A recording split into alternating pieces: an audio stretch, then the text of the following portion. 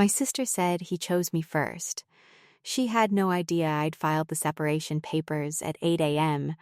My sister stood up at Lennox's company holiday party and said, in front of 40 people, that he had chosen the right Drummond girl. She was laughing.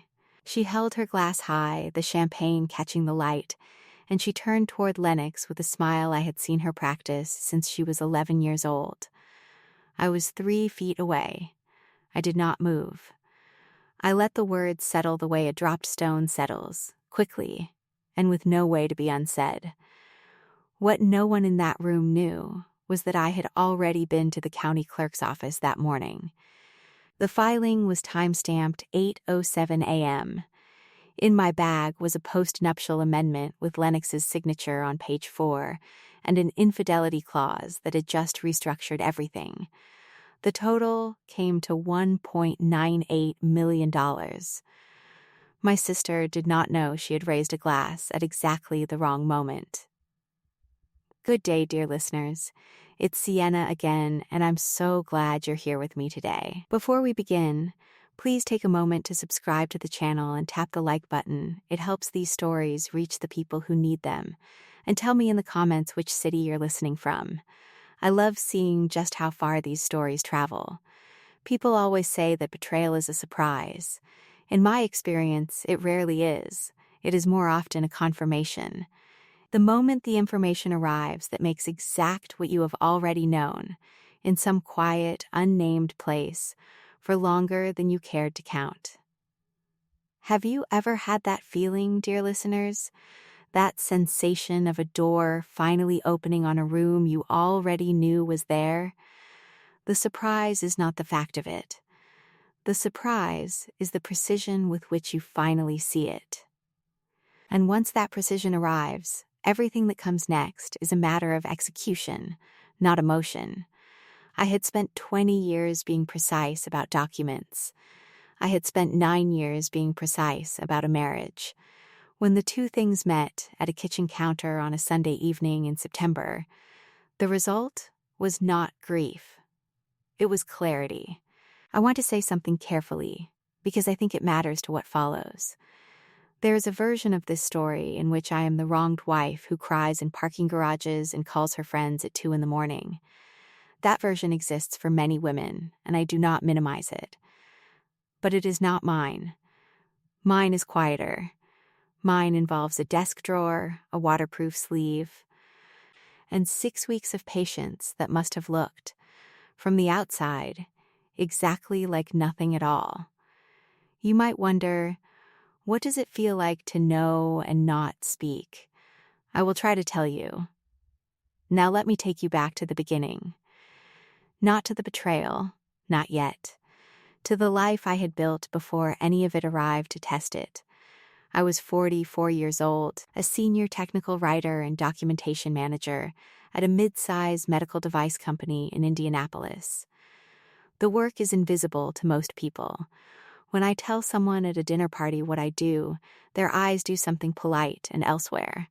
They reach for the bread. We move on. I have never minded. Invisible work, done well, is still done. And what my work requires is this: attention to language, to the space between what something says and what it means, to the amendment that rewrites the original without anyone noticing a change has been made. That turned out to be exactly the preparation I needed for what happened in year 9 of my marriage to Lennox Drummond. The house in Meridian Kessler was a mid-century modern on a wide, tree-lined street. The kind of Indianapolis neighborhood where the houses have good bones and the residents have cultivated a studied casualness about the fact that they know it. Concrete floors throughout, original walnut cabinetry in the kitchen and the study, a long back porch that ran the width of the house. I had chosen every renovation, every sightline, every light fixture. Lennox had approved and complimented and occasionally suggested something that I considered and then did not use. He was good at enthusiasm. He was not, it turned out, good at reading the fine print of things. We had been married 9 years. Lennox worked in corporate sponsorships, events, partnerships, the smooth facilitation of money between parties who wanted to be associated with each other. He was charming and warm in a way that was genuine enough to be convincing, and for 7 of those 9 years it had been enough. He had copper hair gone slightly red at the temples and an easy laugh. A habit of leaving his things in whatever room he'd last been comfortable in, which meant our kitchen counters were always a record of where his attention had most recently wandered. My sister Fiona had been in and out of our house for all 9 of those years. Fiona Aldridge, she had taken her husband's name from a first marriage that lasted 4 years and then kept it through everything after. The way some women keep a coat they no longer need, but liked the cut of. She was 41, 3 years younger than me. She was always the louder one, the brighter lit one, the one who walked into a room as though the room had been waiting. Long honey blonde hair, expressive hands, the kind of warmth that is genuinely felt and also very precisely performed. She had a laugh that carried. Do you know someone like that? Someone for whom every entrance is an arrival? She had never, in my memory, been the quieter person in any space she occupied. We were not close in the way people mean when they call sisters close. We had the specific closeness of women who share a history they did not choose. The same parents, the same small house in Carmel before our parents divorced. The same childhood dinner table where the portions were never quite enough, and the tension was always reliably present. We called each other on birthdays. We appeared at each other's significant events. She had been in my wedding, in a bridesmaid's dress I chose that she did not entirely like. I had smiled at the speech she gave. It was gracious and slightly competitive, the way all of Fiona's speeches were. That was 9 years ago.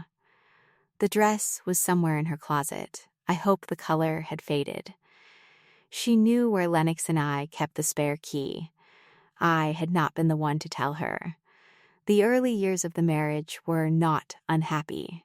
I want to say that plainly. This story is not about a marriage that was rotten from the start. It was not. We had met at a work event, not the kind of story people find remarkable. But most real things are not remarkable in the telling, only in the living of them. He was good company. He remembered what you had said the last time you spoke, which is rarer than it should be. He liked to cook on Saturday mornings. He was genuinely good at it. The kitchen in the house we rented before the Meridian Kessler place always smelled, on Saturdays, of coffee and whatever he was making with the cast iron pan he'd had since before we met. I liked the person I was in those first 3 years. Clearer than I'd been. More settled. That matters when you are deciding whether a marriage was worth anything. It was. What shifted was not dramatic.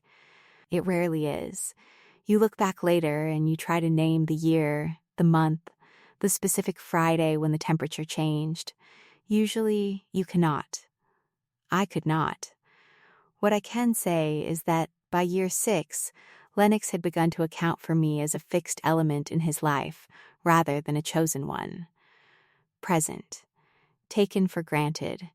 He was warm. Still, he had not stopped being warm. But the warmth had acquired the quality of a thing that runs without oversight. He complimented the house the way he complimented good weather, with ease, with no sense that it was something anyone had worked to produce. He introduced me at his company events as my wife, Cecily.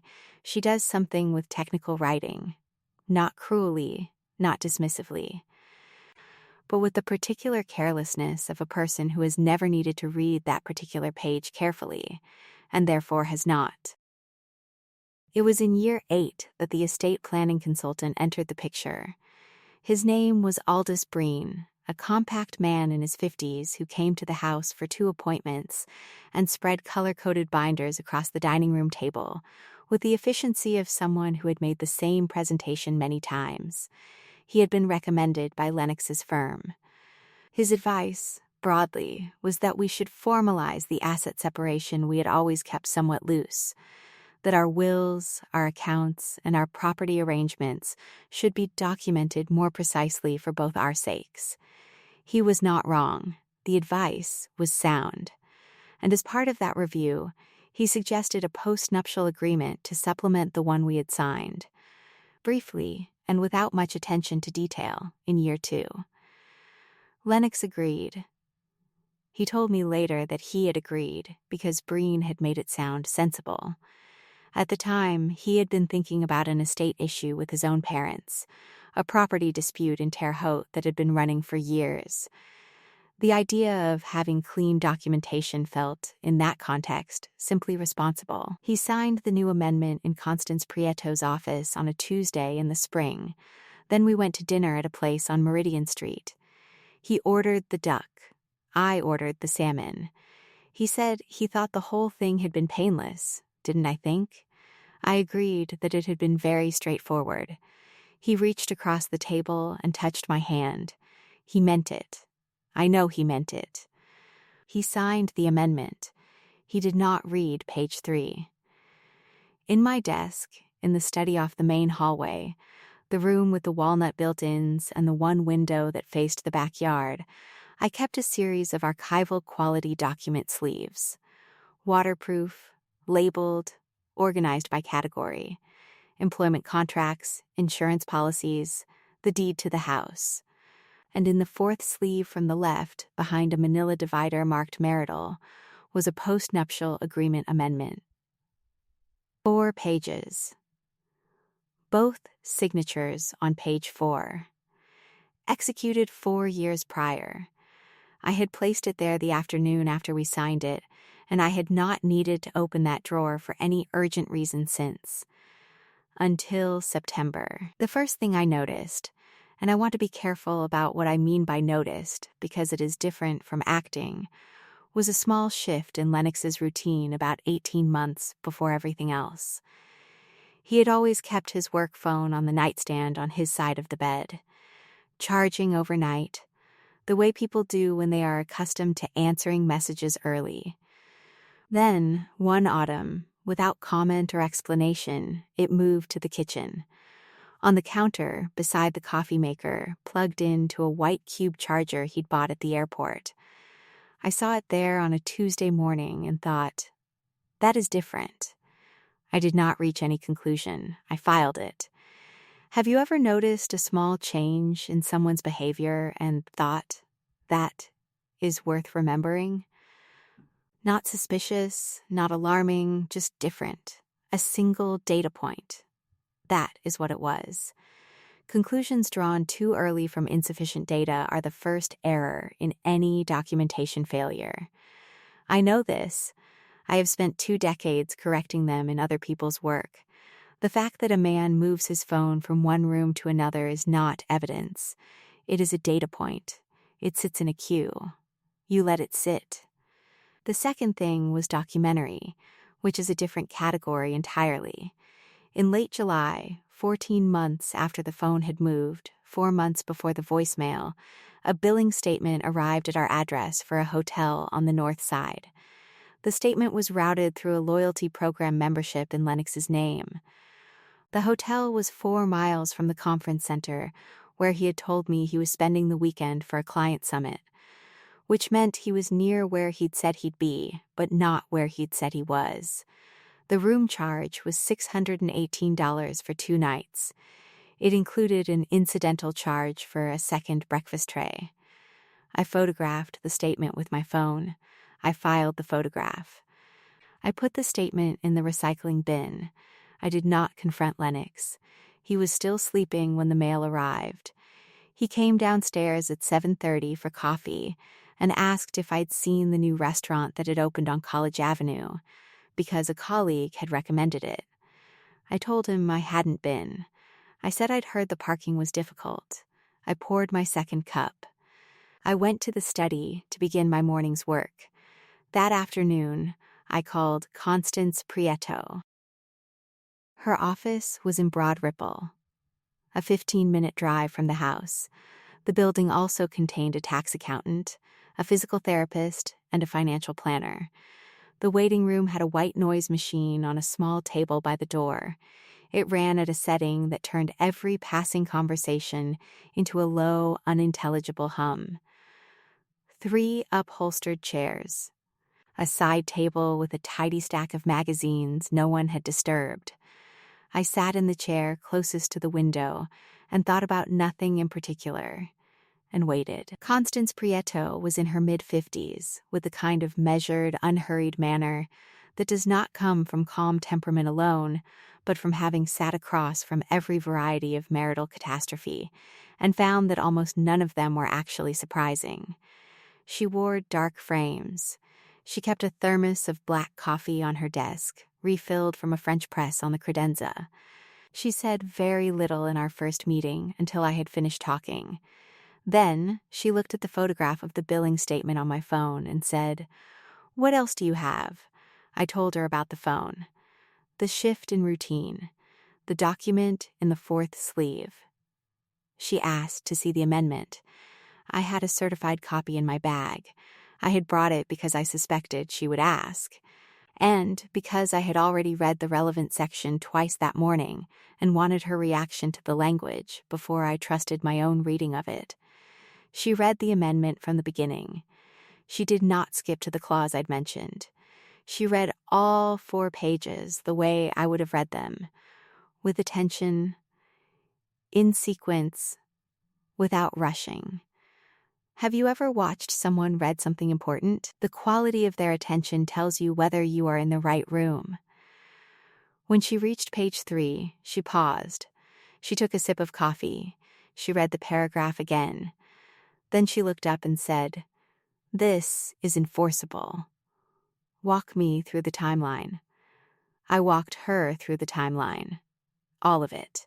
From the phone to the hotel statement to the moment I had taken the certified copy from the sleeve that morning and put it in my bag. That first meeting lasted 1 hour and 20 minutes. I drove home in the last of the August light. The sky above the interstate was going orange and then a deep, bruised pink. I thought about the concrete floors in the kitchen, the walnut cabinetry in the study, the drawer where the 4th sleeve sat. I felt something that was not grief, not triumph, not quite peace, but in the vicinity of all 3. It was the feeling of a person who has located the correct version of a document after a long search and found that it says exactly what they needed it to say. I went home. I made dinner. Lennox came in at 7 with a bottle of wine he'd picked up on the way, which was something he did when he was in a good mood, which was often. I had not saved the billing statement photograph. I did not need it. I had Constance. 6 weeks after that first call, the voicemail arrived. It was a Sunday evening in September. The light in the kitchen was the particular gold of early autumn in Indiana, the color the afternoon makes when the maples are beginning to think about changing, and the air has gone cool enough to carry smells clearly. Lennox was in the shower. His work phone was on the kitchen counter, plugged into the white cube charger beside the coffee maker, the screen dark. I was carrying a stack of folders from the study to the dining room table. I was going to spend an hour reviewing a documentation set before Monday. I passed the counter. I reached out to move the phone. It was in the way of where I intended to set the folders, and the screen lit under my hand. A notification. A voicemail. Fiona's name. I set the folders down. I picked up the phone. I played the message. 15 seconds. Her voice was warm and unhurried. She said his name. She said it the way you say a name when you have said it many times in private, and the privacy has long since become a habit. She said something about Tuesday and a time, and then she said something else that I will not repeat. Not because it was graphic, but because the content of it is not the point. The point is the tone. Have you ever heard someone's voice and understood everything about them in the space of a few seconds? Not who they think they are, but who they actually are when no one is supposed to be listening. That is what 15 seconds can do. The carelessness of it. The ease of someone who is not considered for a single moment that they might be heard by the wrong person. Her voice on that phone sounded like a woman who has won something so completely that the possibility of losing it has not crossed her mind. 15 seconds. I set the phone back exactly where it had been. I aligned it with the edge of the charger cable, screen facing up, volume unchanged. I picked up my folders. I went to the study.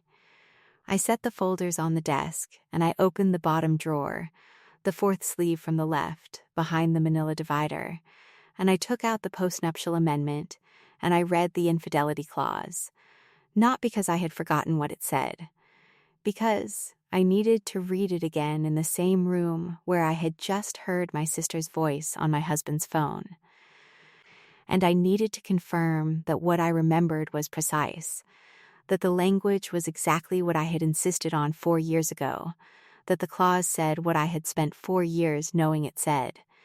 It said exactly what I remembered. It always had. Then I called Constance. She answered on the second ring. I told her what I had heard. I told her I had not saved the voicemail. She said that was fine. The amendment and the billing statement were sufficient.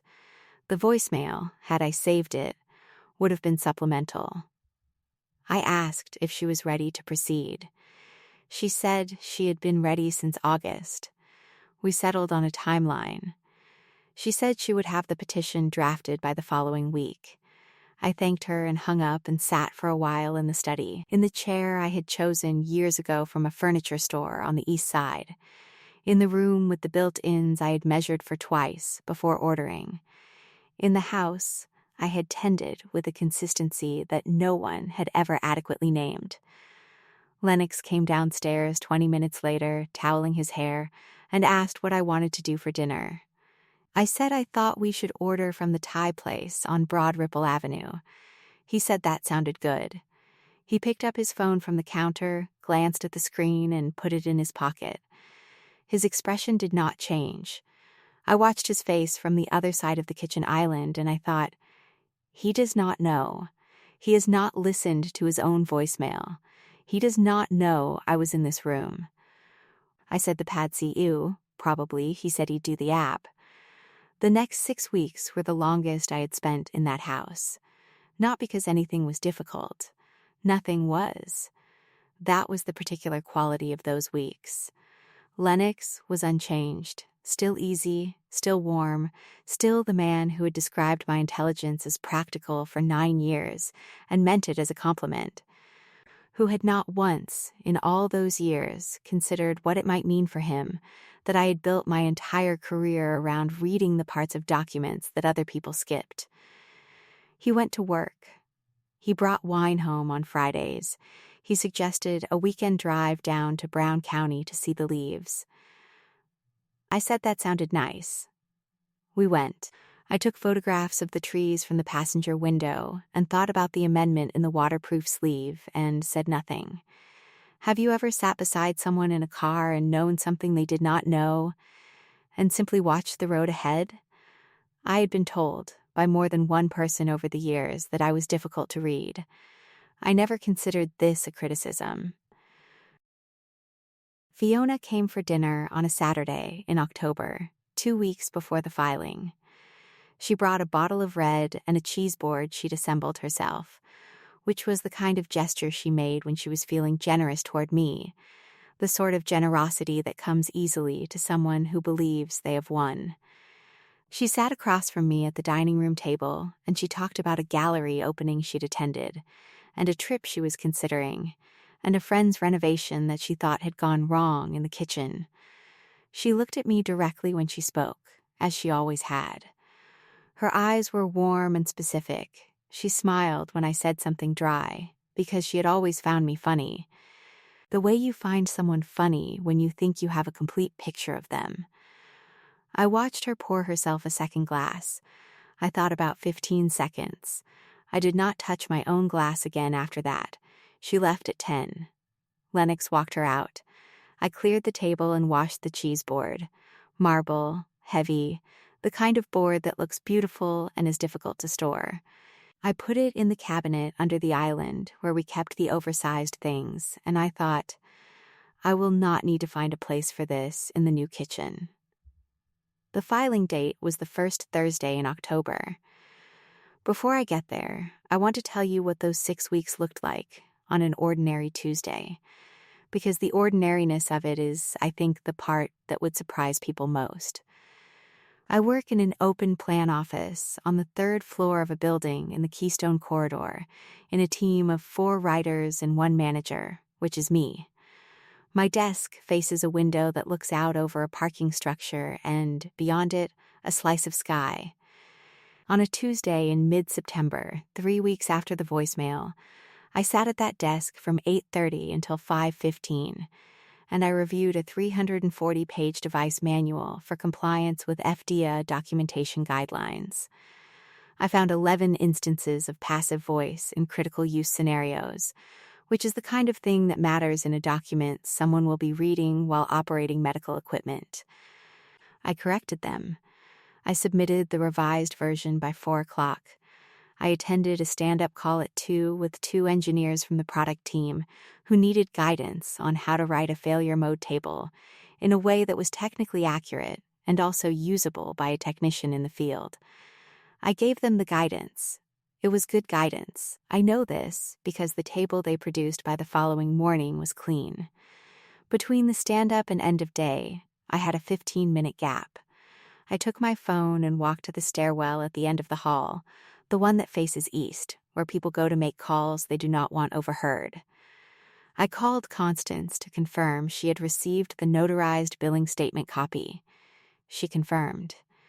She said the petition was on track for the October date. I thanked her and walked back to my desk. I drove home in the 5:30 traffic on Meridian. I made pasta. Lennox was late from a client dinner and ate when he got in, standing at the kitchen island, and told me the dinner had run long and the client had been indecisive about a sponsorship renewal. I listened. I said that sounded exhausting. He said it had been, but the client was probably going to come through. He rinsed his plate and went upstairs. I stayed at the table for a few minutes with my tea, and I thought, 22 days. That was the low point, not a moment of collapse, but 22 days of exactly that. Of normal Tuesdays, of pasta and late dinners in parking structures and device manuals, of carrying the waterproof sleeve in my bag each day. I had decided the original was safer with me than in the drawer, of setting the bag down each evening in the study and going about the remaining hours as though the sleeve were not there, as though the filing date were not already on Constance's calendar, already circled, already certain. Constance had the petition complete by the 3rd week of September. I had reviewed it twice, once for content, once for precision of language. It was clean work. I told her it was clean work. She thanked me and said that in 26 years of family law she had never had a client who proofread a petition. That it was unusual and genuinely helpful. I asked her what time the county clerk's office opened. She said 8 o'clock. I said I wanted to be there. The night before the filing, I called Marlo. Marlo was 22, living in Columbus, working her 2nd year at an architecture firm. She was my daughter from my first marriage. She had grown up spending weekends in Indianapolis and summers in the house I had then. She had been in the Meridian Kessler house enough to have her own room. A daybed. Good reading light. A bookshelf she had filled on her own terms. She called it her room. I had always thought of it the same way. I called her at 8 o'clock. I told her what I was filing in the morning. There was a silence on the line, not shocked exactly, but the silence of someone recalibrating. Then she said, "Mom, how long have you known?" I said, "Long enough to be ready." She was quiet for another moment. Then she said, "Do you need me to come?" I said no, not yet, not for the filing. I said I would call her as soon as I was done. She said, okay. She said, I love you. I said, I love you too, and I meant it in the full and unqualified way I always mean it with Marlo, which is the same way I mean very few other things.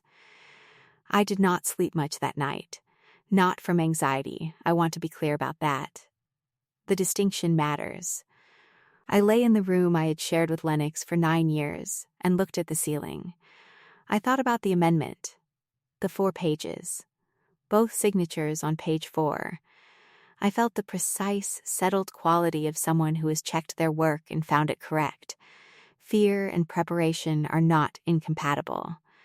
But preparation, when it has been thorough, tends to crowd the fear into a smaller and smaller space until it is no longer the largest thing in the room. At 6:15, I got up. I showered. I dressed, dark slacks, a thin charcoal merino, ankle boots. I went downstairs and made coffee.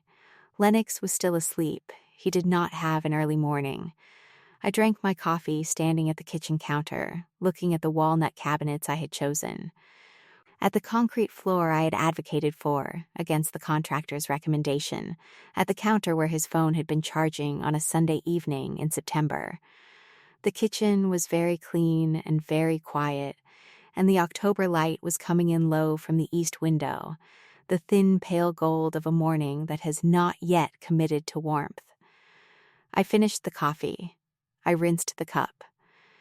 I picked up my bag, which contained my wallet, my phone, Constance's card, and the waterproof document, sleeve with the original signed amendment and 2 certified copies. I locked the front door behind me. I drove to Broad Ripple and met Constance at 7:50 in the parking lot of her building, because the county clerk's office was a 12-minute drive and we had agreed to go together. The county clerk's office on East Washington Street is not a beautiful room. Fluorescent lights, institutional tile, a long counter with a divider of frosted glass, and behind it a row of clerks who have processed so many filings that the filings themselves have become pure rhythm. Hand over the document, verify the date, apply the stamp, say next. There were 2 other people ahead of us in line. I stood behind a man in a green jacket who was filing something related to property, and a woman with a stroller who was there for something I could not see. The fluorescent light buzzed faintly above the second station. When our turn came, Constance set the petition on the counter. The clerk, a woman of perhaps 30, with an efficient manner and a lanyard of office keys, reviewed the front page, checked the attachments, applied the stamp. She said, 807 as she dated it, the way you say a number when you are recording it rather than announcing it. She slid the receipt across the counter. Constance picked it up and passed it to me. I looked at it. The date, the time, the case number, the clerk's initials. 8:07 a.m. Have you ever stood in a government office and felt the full weight of what you were doing, while the person processing your paperwork felt nothing at all? That is the county clerk's office, the impersonal and the momentous, side by side. I have thought about that room more than once since. How the most important thing I did in 9 years of marriage took 11 minutes and cost $42 in filing fees. The clerk said, "Thank you. Next." I did not look back. I put the receipt in the waterproof sleeve beside the original amendment. I put the sleeve in my bag. Constance and I walked out into the October morning. I stood for a moment on the sidewalk on East Washington and looked at the sky. It was the particular shade of blue that only exists for about 20 minutes on a clear autumn day, before the light shifts and the blue becomes something less exact. I thought, it is done. That was all. It is done. Constance said, coffee? I said yes. That afternoon, Lennox and Fiona met for lunch somewhere. I do not know the restaurant. I did not want to know. What I know is that his attorney called Constance the following morning, a Friday, and the call was brief and confident. in the way calls are confident when the person making them believes they understand the parameters of the situation. The attorney, whose name was Gable, said something about the standard marital presumption, about the 50-50 split that applied in Indiana absent extraordinary circumstances, about what he expected the process to look like. Constance listened. She said she would send something over. That afternoon, she sent the amendment via certified delivery. The full 4 pages, both signatures on page 4. The infidelity clause highlighted in yellow, not aggressively, not theatrically, just the way you highlight a provision you want the reader to find without having to look for it. Gable received it on Monday.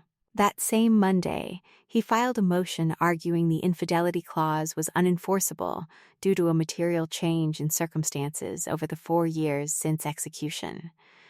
I read the motion when Constance forwarded it.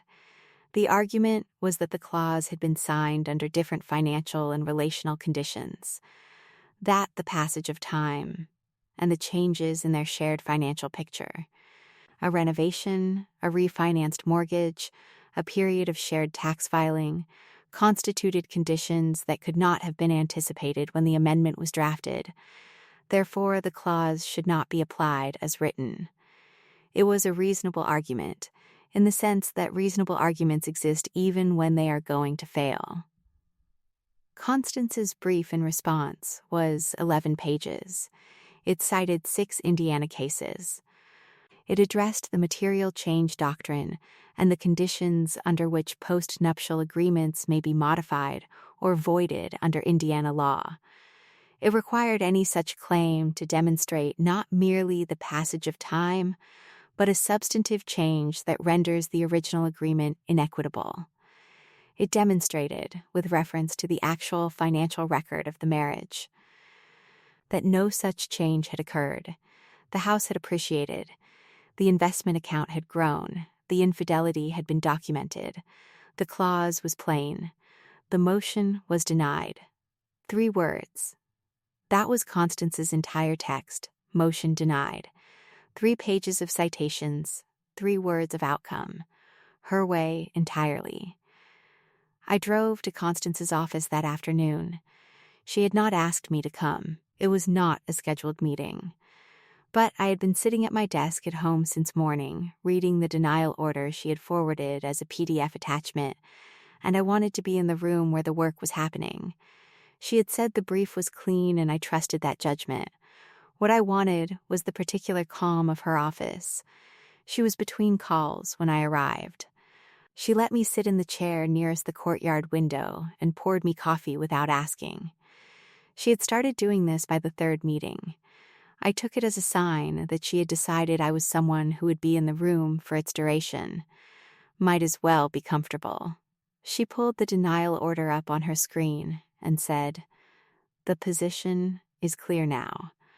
They have no more procedural options before settlement. Gable will contact us within 2 weeks. He has nothing left to argue." I asked her what she expected Lennox to do. She said, "He will settle. He is not a man who is going to let this go to a full hearing, not with that signature on page 4, not with the billing statement, not after the motion failed. Some people fight anyway, for reasons that have nothing to do with winning, but she did not think he was one of those. She said she thought he was a man who had made a calculation that went wrong. Who would recognize it quickly enough once all the positions had been exhausted? I said, "And Gable?" She said Gable was a competent attorney in a bad position, and that competent attorneys in bad positions generally advised their clients to settle rather than perform for a courtroom that was not going to sympathize with them. I sat with that for a moment. Outside the window, a pigeon landed on the courtyard wall. It regarded something on the pavement below with the full committed attention of a creature that has no peripheral concerns.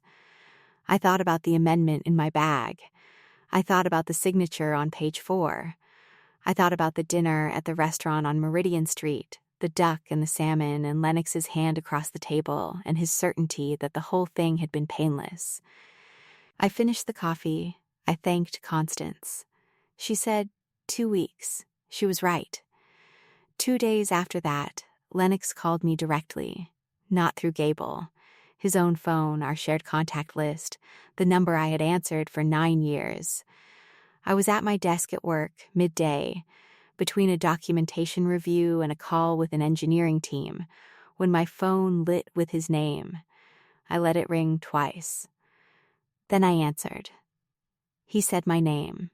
He said it quietly, the way he said everything when he was not sure of his footing. He said he had not read that section of the amendment. He said he had trusted the summary the estate planning consultant had given him at the time, and he had not. He paused here, and the pause was significant. He had not read it carefully. I said, I read it. He said, I know. That was the whole conversation. 14 years of being associated with this man, 9 of marriage, and before that 5 years of being the person he called when something was wrong or right or interesting, and the last thing we said directly to each other was I know. He hung up first. I sat at my desk for a moment and looked at the documentation set open on my screen. I thought about all the documents I had read carefully over the years, all the amendments I had flagged and revised and caught before they became problems. I felt, without drama, the particular satisfaction of a person who has done their job correctly for a very long time. Gable called Constance the following week and said his client was prepared to discuss settlement terms. Constance scheduled the conference for a Friday in November. Her office, which I had now visited 6 times over the course of 3 months, had taken on the quality of a place I associated with precision and black coffee and the white noise machine running steadily in the hall. The courtyard outside the window was past its fall color by November. Bare trees, gray pavement.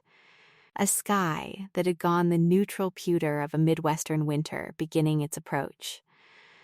I arrived 10 minutes early, which is how I always arrive. I sat in the chair nearest the door. I put my bag on the floor. I looked at the courtyard and thought about nothing in particular, which is something I have gotten good at over the years, a practice distinct from not thinking. Lennox arrived with Gable at 9:05. They sat across the table. Lennox had the look of a man who has not slept well for several weeks, not dramatic, just slightly dimmed, the way a lamp looks when the bulb is beginning to go. He was still wearing the same style of jacket he always wore, a good navy blazer, and his hair was combed. And he looked at me when he came in, and then immediately looked at the table. Gable set a copy of the amendment on the table. Their copy, printed, not the original. Constance reached into the folio in front of her and set the original on the table beside it. 4 pages, both signatures, the waterproof sleeve set to one side. Then, beside the original, she placed the hotel billing statement, the photograph, printed, the dates and the amounts visible, the loyalty program name at the top, and beside that, the timeline she had reconstructed. A single page. Clear, chronological, specific, she said. We can walk through the documentation if counsel wants to review it, or we can proceed to terms. Gable said he thought a review was in order. Constance walked through the timeline. The billing statement, the voicemail, not the content, just its existence and provenance, the hotel, the dates. She was factual and unhurried. She did not editorialize. She did not look at me while she spoke. She looked at Gable, which is the correct direction to look when you are presenting evidence to an opposing counsel who needs to be convinced. Not to the client who already knows what happened. At some point while Constance was speaking, I looked at Lennox. He was looking at his own signature on page 4. His signature, in the particular pen pressure of someone who signs things without reading them first, on a document he had not revisited in 4 years. Do you know what it looks like when a person realizes they have signed something they did not read? I know it now. It looks like stillness. A particular kind of stillness, different from composure. The stillness of a person whose internal calculations have stopped producing usable results. He was looking at the handwriting the way you look at something you know you wrote, but cannot quite reconcile with where you are now, as though the person who signed it was a slightly different man in a slightly different room. He did not look up while Constance was speaking. He did not look up when Gable said something about the good faith basis of the amendment's execution. He looked at the table. Gable made one more attempt. He said the documented evidence was circumstantial, in part that the hotel billing statement demonstrated proximity but not direct proof of conduct, that the voicemail had not been preserved, that the timeline, while suggestive, was not dispositive. Constance said, the infidelity clause requires documented evidence of conduct. The billing statement and the timeline constitute documented evidence sufficient under Indiana case law. The voicemail is supplemental and not required for the clause to activate. If your client would prefer to litigate, we can do that. But the brief is written, and the case law is cited. Gable looked at Lennox. Lennox looked away from the table, toward the window, toward the bare November courtyard. He did not say anything for a moment. His attorney leaned toward him and said something low. Lennox nodded, once, in the way of a man who has run out of positions. He said, "What are the terms?" The settlement took 90 minutes to work through. The house, appraised at $1.1 million, jointly titled, would be transferred to my ownership, and I would refinance the remaining mortgage in my name. The pre-retirement investment account, valued at $890,000, would be divided 70-30 in my favor, which meant $623,000 to me and $267,000 to Lennox. Combined with the house, my total from the restructured settlement came to approximately $1. $98 million in assets against the $990,000 a standard 50-50 split would have produced. The difference between those two numbers, a difference of nearly $1 million, was the precise, measurable value of an amendment that one party had signed without reading the relevant section. Lennox signed the settlement agreement. He used a pen Gable provided. I watched his hand move across the signature line and thought of nothing in particular. Not relief, not satisfaction. Completion. I was not glad in the way people expect gladness to feel in these moments. I was, more than anything, finished. There is a feeling that comes when a documentation project closes correctly, when all the versions are reconciled, when the final draft matches the requirements, when you can close the folder and move to the next task. It is not joy. It is the specific, cool satisfaction of a thing done correctly. He looked away from the table when the papers were gathered. He did not look at me. He did not look back when he and Gable left the room. Gable thanked Constance in the doorway, the way attorneys thank each other after settlements they did not win. Polite, slightly tired, the door closed. Constance refilled her coffee. She said, "Do you want a minute?" I said no. I picked up my bag. I took the waterproof sleeve from the table, the original amendment, the billing statement copy, and tucked now beside them the filing receipt, 8:07 a.m., a Thursday in October. The county clerk's stamp, precise as a period at the end of a sentence that has been a long time coming. I put the sleeve in my bag. I buttoned my coat. I thanked Constance. She said it was a pleasure, and meant it in the dry, particular way of someone who does not say things they do not mean. I walked out of the Broad Ripple office into a gray November afternoon, and I stood on the pavement for a moment, and I thought about the 40 people at the company holiday party who had laughed when my sister raised her glass. I thought about her voice on Lennox's phone, warm and specific and careless. I thought about the morning I had stood in the kitchen at 6:15 with my coffee in the October light and picked up my bag and locked the door behind me. The filing receipt was in the sleeve. The amendment was in the sleeve. Everything that needed to be true was true, and had been true since the morning I chose to make it so. I sold the Meridian Kessler house in March. The buyers were a couple with 2 young children who loved the walnut cabinetry. They asked twice about the concrete floors, whether they would be cold in winter, whether they could be polished.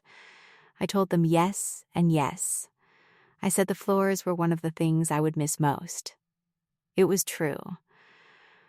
I found a place in Broad Ripple, smaller by half, 2 blocks from Constance's office.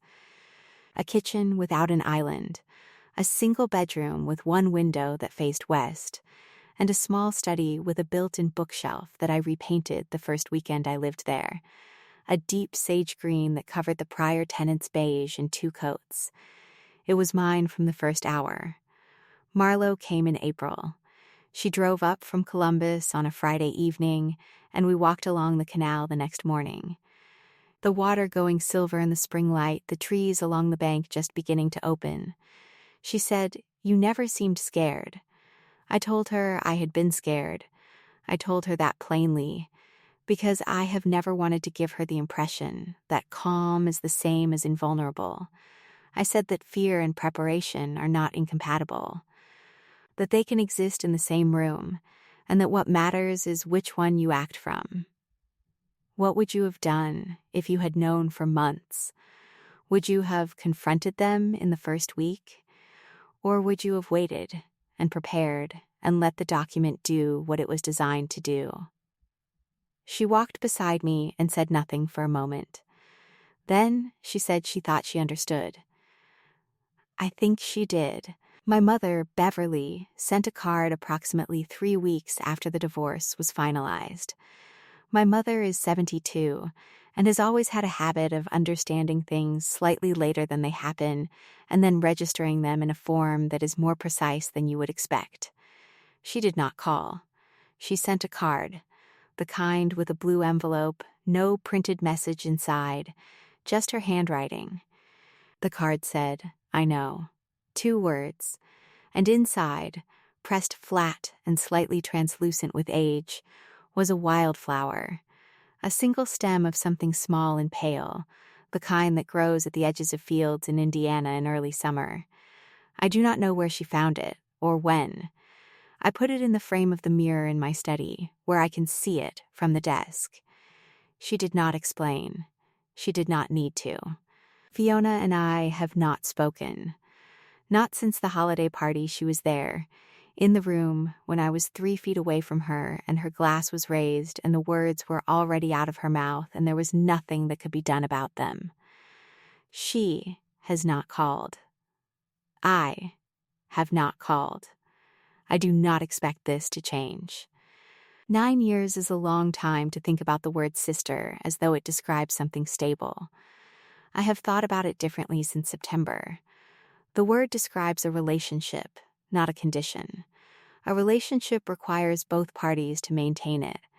When one party elects otherwise, the word is still there, in all the documents, in all the records, in all the places where it was written down. But the thing it was supposed to describe has already gone. The cost of 9 years is not something that resolves. It is something that you carry differently once you have stopped pretending it is not there. I know this. I knew it walking by the canal with Marlo. I know it looking at the wildflower in the mirror frame. The amendment did its job. The filing did its job. The numbers are what they are. $1. $98 million against the $990,000 I would have had. A difference of nearly $1 million. A difference made entirely by a clause that one person read and one person did not. The math is settled. The grief takes longer. It has a different kind of arithmetic and does not resolve by any method I have yet found. But I am here, in my own kitchen, in a house I chose for myself alone, where nothing is in the wrong place, because the only person who puts things in places is me. The built-in is sage green. The window faces west. Every morning, when the light comes in the way it does in a small house you have filled with your own attention, I make my coffee and I sit at my desk. I open the ordinary drawer, pens, paper clips, the small accumulated evidence of a working day, and I think I read what I signed. I insist that it matters. Fiona toasted the wrong Drummond girl. The amendment had been sitting in my desk drawer for 4 years, waiting for precisely the event it was designed to address. Tell me in the comments, would you have confronted them when you found out? Or would you have done what I did? Waited, prepared, and let the paperwork do the talking. Share this story with someone who reads every page before they sign it. And thank you, as always, for listening.